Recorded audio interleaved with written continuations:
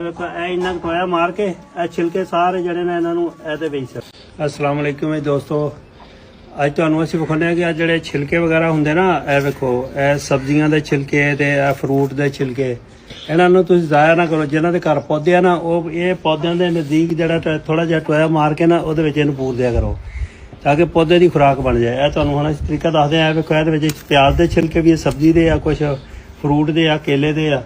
ਇਹ ਤੁਹਾਨੂੰ ਹੁਣ ਵਿਖਾਉਂਦੇ ਐਵੇਂ ਇਹਨਾਂ ਨੂੰ ਨਾ ਜ਼ਾਇਆ ਨਾ ਕਰਿਆ ਕਰੋ। ਇਹ ਥੋੜੀ ਜਿਹੀ ਜੜ ਤੋਂ ਥੋੜਾ ਜਿਹਾ ਹਟਾ ਕੇ ਇੱਥੇ ਕਿਤੇ ਟੋਇਆ ਬਣਾਓ, ਛੋਟਾ ਜਿਹਾ ਬਣਾ ਕੇ ਇਹਦੇ ਮੁੱਢ ਦੇ ਨਾਲ ਪੂਰ ਦਿਓ। ਅੱਛਾ ਜੀ, ਇਹ ਇੰਨਾ ਟੋਇਆ ਮਾਰ ਕੇ ਇਹ ਛਿਲਕੇ ਸਾਰੇ ਜਿਹੜੇ ਨੇ ਇਹਨਾਂ ਨੂੰ ਇਹਦੇ ਵਿੱਚ ਛੱਡ ਦਿਓ।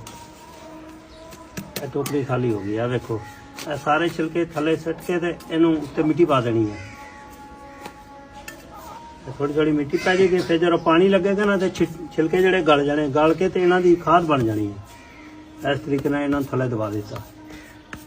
बस जो इन पानी लगेगा ना, 2-3 पानी लगे तो थले खुद ब खुद ही गल जाना, जड़ा इन्हों का पूरा असर मिलेगा। और जी कैमिकल वाली खाद है वो बहुत ज़्यादा बेहतर है। जी खाद कुदरती खाद बनी ना, ये पौधे वास्ते बहुत ज़्यादा बेहतर है।